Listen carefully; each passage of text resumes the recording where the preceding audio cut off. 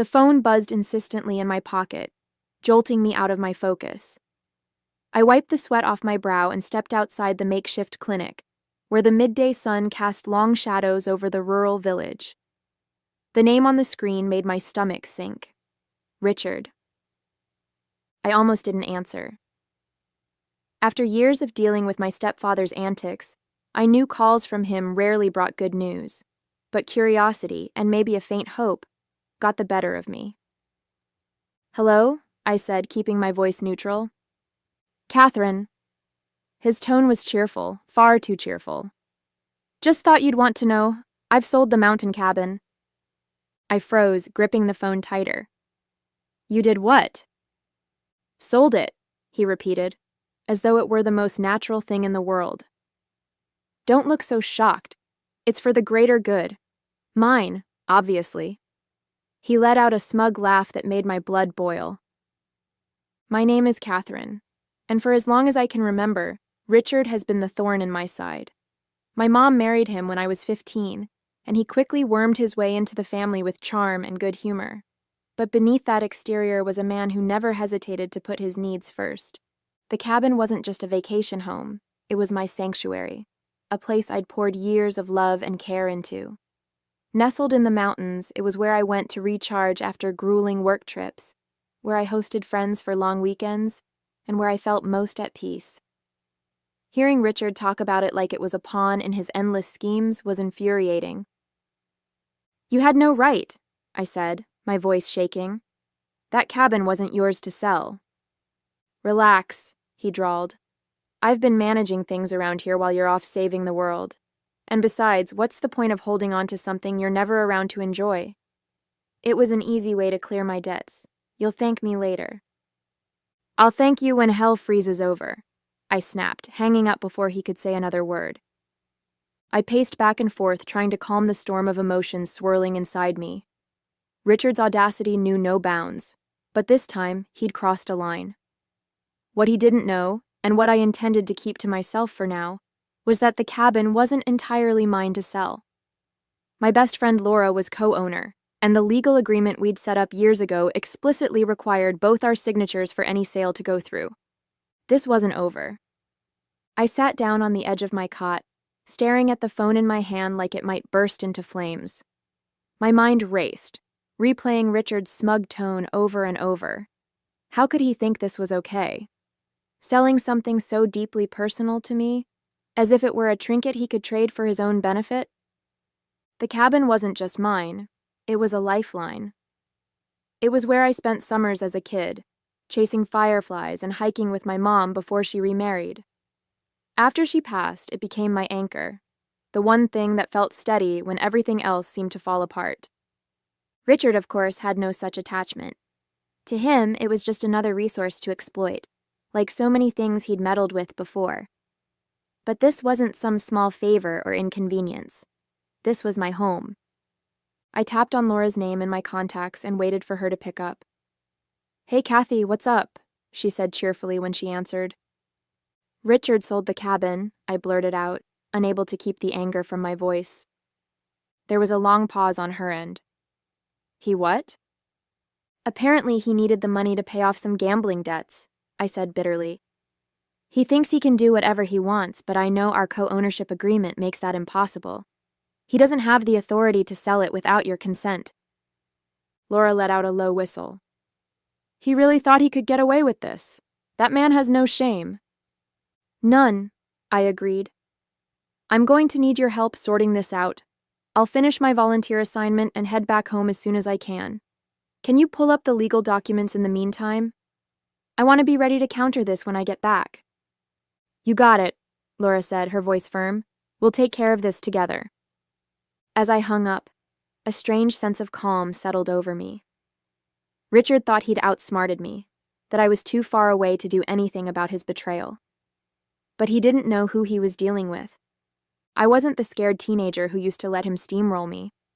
I was an adult now, with resources, allies, and a firm grip on the law. If he thought this was over, he was about to get a rude awakening. The next few days passed in a blur as I finished up my volunteer assignment, trying to keep my emotions in check. But no matter how busy I kept myself, the thought of Richard's betrayal lingered like an unwelcome shadow. I couldn't shake the image of him gloating about settling his debts at my expense. Late one evening, I sat down with my journal, something I always brought with me on trips. Writing helped me sort through my feelings, and I needed clarity now more than ever. As I scribbled furiously, the memories started flooding back. The first time I visited the cabin with my mom, the hours I'd spent restoring it with Laura, the quiet nights by the fireplace when the world seemed to stand still. This wasn't just a building, it was a piece of me. And Richard thought he could just sell it off like a poker chip? No, not this time. Laura called again the next day, her tone brisk and businesslike. I went through the co-ownership agreement, she said. You were right. He didn't have the authority to sell without my consent. The sale is invalid. Relief coursed through me, but it was quickly replaced by anger. Do we know who he sold it to? Not yet, Laura replied. But I pulled the county records and there's no official transfer of ownership. It sounds like he might have tried to do this under the table. That sounded exactly like Richard. Always looking for shortcuts. Always trying to outsmart the system. What's our next step? I asked. Well, we can either confront him directly, Laura said, or we can let the legal process handle it. Either way, we're in the clear. He doesn't have a legal leg to stand on. I let out a breath I hadn't realized I was holding. Thanks, Laura. I don't know what I'd do without you. You'd figure it out, she said warmly, but I'll always have your back. As I hung up, a plan began to take shape in my mind. I'd finish my work here, return home, and face Richard head on. I wasn't going to scream or yell. That's what he expected. No, I'd take a different approach. I'd use the one thing Richard always underestimated, my ability to think ahead. He thought he'd won. But by the time I was done, he'd realize he'd underestimated me for the last time. When I finally arrived home, the first thing I noticed was the silence. The cabin always welcomed me with a sense of peace, but now, that silence felt ominous. My houseplants were slightly wilted, the mail had piled up by the door, and the fridge was practically empty. I set my bags down and exhaled, the weight of what I needed to do settling on my shoulders. Before I could even unpack, my phone buzzed. It was Richard. I debated letting it go to voicemail, but then I thought better of it. Time to face him. Well, if it isn't my globe-trotting stepdaughter, he said, his voice dripping with fake cheer. Finally back to reality, huh? What do you want, Richard? I asked, cutting straight to the point. I just wanted to check in, he said, his tone smug. Make sure you're not too upset about the whole cabin situation. I mean, it's gone now, so there's no use crying over spilled milk. My jaw clenched. Funny you should say that, I replied, keeping my tone calm. Because as far as I can tell, it's not gone. Laura and I checked the ownership records. The sale didn't go through. You can't sell what doesn't belong to you. There was a pause on the other end, just long enough to let me know I'd struck a nerve. That's ridiculous, Richard said, his voice tightening. The buyer paid in cash and the paperwork is handled. It's a done deal. No, it's not, I said. Laura and I co-own the cabin, remember? Without her consent, the sale is invalid. Legally, it's still ours. His laugh was brittle. You think you're so smart, don't you? Always playing the perfect daughter, always trying to control everything. You don't know how hard I've had it, Catherine. I did what I had to do. You stole from me, I shot back. And you think I'm supposed to feel sorry for you? You've made your choices, Richard, and now you'll have to live with them. The conversation ended with him hanging up on me, and I was left standing there, phone in hand, shaking with a mix of anger and triumph. For years, I'd let Richard manipulate situations, guilt-trip me, and take advantage of my patience. But not anymore. I wasn't just defending the cabin. I was reclaiming my boundaries, my voice, and my peace of mind. The next morning, I sat at the kitchen table, my laptop open, reviewing the documents Laura had sent me. The co-ownership agreement was crystal clear. Neither of us could sell the cabin without the other's written consent. Richard's actions weren't just unethical, they were blatantly illegal. My thoughts were interrupted by a sharp knock at the door. When I opened it, there he was, Richard, wearing his usual smug expression. "Mind if I come in?" he asked, though he didn't wait for an answer before stepping inside. I folded my arms, watching as he made himself comfortable in one of my chairs. "What do you want, Richard?" "Look, Catherine," he started, his tone dripping with condescension. "I know you're upset, but you have to understand my position. I was desperate. The people I owed money to weren't exactly patient." I raised an eyebrow. "And you thought stealing my property was the solution?" "Borrowing," he corrected, as though that made it better. "I was going to make it back. Once my luck turned around, I would have paid you back every penny." I couldn't help but laugh bitterly. "Your luck? That's what you're betting on? Richard, you've been gambling away money for as long as I've known you, and it's never worked out. Why would this time be any different?" He shifted uncomfortably, but his bravado quickly returned. "You're overreacting. It's just a cabin. You're not even here most of the time. Why not let someone else make use of it?" "Because it's mine," I snapped. "Because it's my home. You don't get to decide what I value or what I do with my property. And for the record, Laura values it just as much as I do. Your little sale is invalid, and you know it." His face darkened, and for a moment, I saw a flicker of something like fear. "You wouldn't really go to the authorities, would you? You wouldn't ruin your own stepfather like that." I leaned forward, meeting his gaze. "Try me." For the first time, Richard didn't have a snappy retort. He stood up, muttering something under his breath, and stormed out, slamming the door behind him. I sank back into my chair, my heart pounding. The confrontation had left me shaken, but I also felt a spark of satisfaction. Richard was starting to realize that his usual tactics wouldn't work on me anymore. This wasn't just about the cabin. It was about standing up to someone who had taken advantage of me for far too long. After Richard's dramatic exit, I called Laura to update her. "He showed up at my house," I said, pacing the living room. "Tried to spin some sob story about how he'd borrowed the cabin to settle his debts." Laura snorted on the other end of the line. "Borrowed? Does he even hear himself?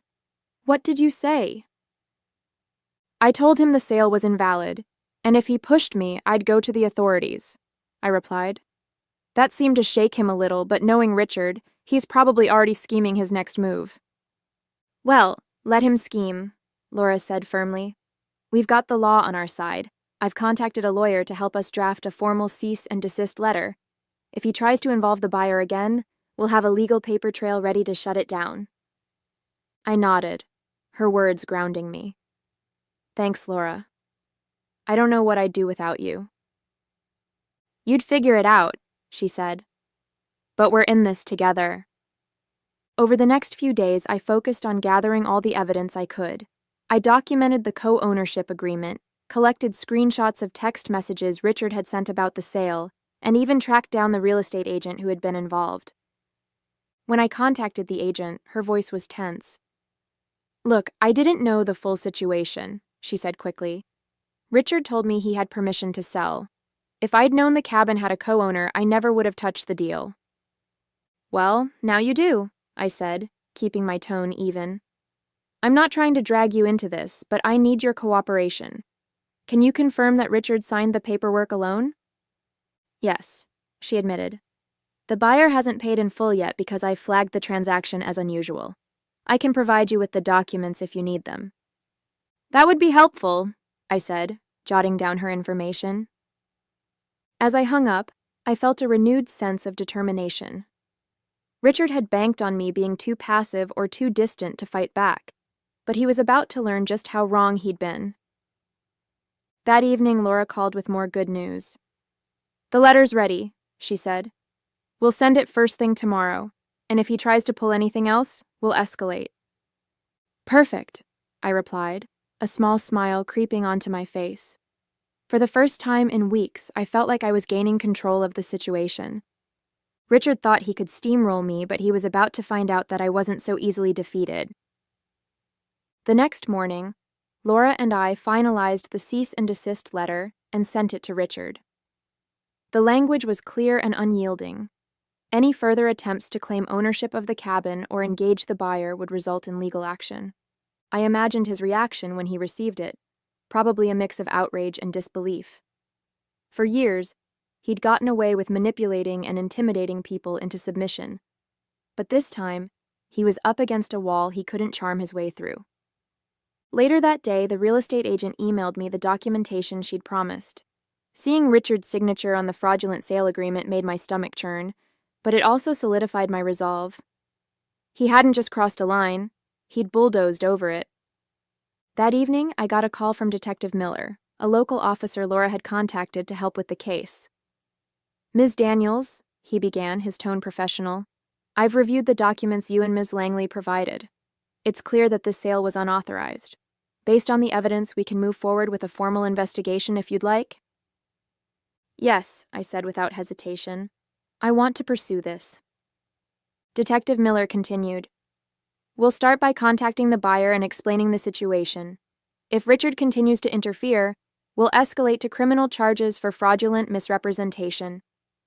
"Thank you, Detective," I said. "Please let me know if you need anything else from me." As I hung up, I felt a mix of relief and anticipation. The wheels were in motion now, and there was no turning back. The next day, Richard called. His voice was laced with anger, but there was an edge of desperation beneath it. "Do you have any idea what you've done, Catherine?" he demanded. "You're ruining everything." "No, Richard," I replied calmly. "I'm protecting what's mine. You did this to yourself."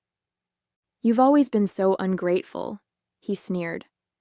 "I stepped in when your mom couldn't handle things, and this is how you repay me?" I couldn't help but laugh bitterly. "You didn't step in, Richard.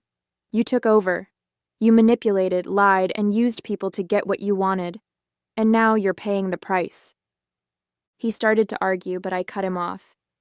"This conversation is over. If you have anything else to say, take it up with my lawyer." I hung up and leaned back in my chair, my heart racing. Richard's days of pushing me around were over, and I was finally in control. 2 days later, Detective Miller called me with an update. "Ms. Daniels, we've spoken with the buyer, and they've agreed to halt the transaction. They were unaware of the co-ownership agreement and are willing to cooperate with any further investigation." Relief flooded through me. "That's great news. Does this mean the sale is officially void?" "Yes," he confirmed. "The cabin remains under your and Ms. Langley's ownership. However, we'll need to keep the case open to address your stepfather's fraudulent actions. Do you wish to press charges?" I hesitated for only a moment. "Yes," I said firmly. "I want him held accountable."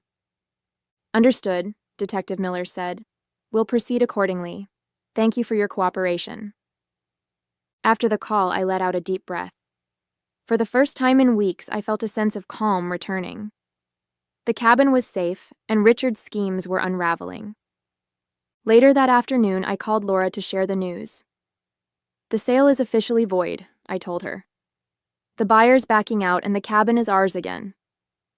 "That's a huge win," Laura said, her excitement evident.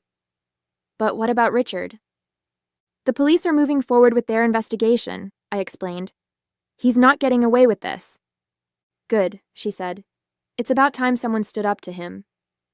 Her words stuck with me long after we hung up. For years, I'd let Richard get away with so much. His manipulations, his entitlement, his complete disregard for boundaries. But this time, I'd fought back, and it felt like a turning point not just for this situation, but for how I approached everything in my life. That evening, I went to the cabin for the first time since coming home. Stepping inside, I felt an overwhelming wave of emotion. The smell of the wood panels, the familiar creak of the floorboards. It all reminded me of why this place meant so much to me. I sat by the fireplace, letting the quiet of the mountains wash over me. This was my haven, the place where I'd built memories, celebrated milestones, and found peace in the chaos of life. And it was still mine. No thanks to Richard. For the first time, I let myself smile. I wasn't just reclaiming a property, I was reclaiming a part of myself. A week later, Detective Miller called with the final update. Ms. Daniels, I wanted to let you know that your stepfather has been formally charged with fraudulent misrepresentation and attempted theft of property. He'll be required to appear in court, and based on the evidence we've gathered, the case against him is strong. Hearing those words brought a mix of emotions: relief, vindication, and even a touch of sadness. Thank you for everything, Detective, I said sincerely. You handled this situation with a lot of strength, he replied. It's not easy to stand up to family, but you did the right thing. After the call, I sat quietly for a while, processing the weight of everything that had happened. Richard had been such a constant force in my life for years, albeit a toxic one, and now I was finally free from his manipulations. The next day, Laura and I met at the cabin. She'd brought a bottle of wine to celebrate, and we sat on the porch overlooking the mountains, the crisp air carrying the scent of pine and earth. To us, she said, raising her glass, and to not letting anyone push us around. I clinked my glass against hers, laughing softly. To us. As we talked, I realized how much I'd learned from this ordeal. I'd spent so much of my life avoiding conflict, trying to keep the peace, especially with Richard. But this time, I'd stood my ground, and it felt like a turning point, not just for my relationship with him, but for how I saw myself. You know, Laura said, interrupting my thoughts, this cabin has always been more than just a property. It's a symbol of everything we've built, everything we've worked for. Don't ever let anyone take that from you again. Her words hit home. The cabin wasn't just a house in the mountains. It was a reflection of my independence, my resilience, and my determination to protect what mattered most to me. Later that night, as I sat by the fireplace, I felt a peace I hadn't known in years. Richard's betrayal had tested me in ways I never expected, but it had also shown me how strong I could be. The cabin was safe, my boundaries were firmly in place, and for the first time in a long time, I felt truly in control of my life. In the weeks that followed, life slowly settled into a new rhythm. The cabin, once a battleground for Richard's greed, became my refuge again. Each creak of the floorboards, every rustle of the trees outside, reminded me of what I'd fought to protect. I didn't hear much from Richard after the charges were filed. My mom called once, her voice hesitant. You know how he gets, Catherine, she said, her usual defense of him ringing hollow this time. I do, I replied evenly. And that's why I did what I had to do. She didn't argue. For the first time, there was no attempt to guilt me, no desperate plea for reconciliation. Just a quiet sigh before she said, I hope you find peace. I already have, I said, and I meant it. Laura and I spent the next few weekends working on small renovations to the cabin. We painted the porch, patched up the roof, and planted a few wildflowers along the edge of the property. With every nail hammered and brushstroke applied, it felt like I was reclaiming more than just the space. I was reclaiming myself. One evening, as we sat on the porch watching the sunset, Laura turned to me. So, what's next for you, Kathy? You've taken back the cabin, stood up to Richard? What's the next big move? I thought about her question for a moment, the answer coming to me with surprising clarity. I'm going to keep doing what I love, I said. Volunteering, traveling, living my life on my terms. But this time, I'm not letting anyone else dictate how I live it. She smiled, raising her glass. To that, as the days passed, I found myself reflecting more on everything I'd learned from this ordeal. It wasn't just about the cabin or even Richard. It was about realizing my own strength. For years, I'd let his behavior dictate how much I pushed back, how much I tolerated. But now, I knew I was capable of setting boundaries and holding them, no matter how uncomfortable it made others. The cabin stood as a symbol of that growth, a reminder that I didn't have to sacrifice my peace or my values for anyone else's comfort. One evening, as the sun dipped below the mountains, I stood on the porch, breathing in the cool, pine-scented air. For the first time in years, I felt truly at home, not just in the cabin, but in my own life.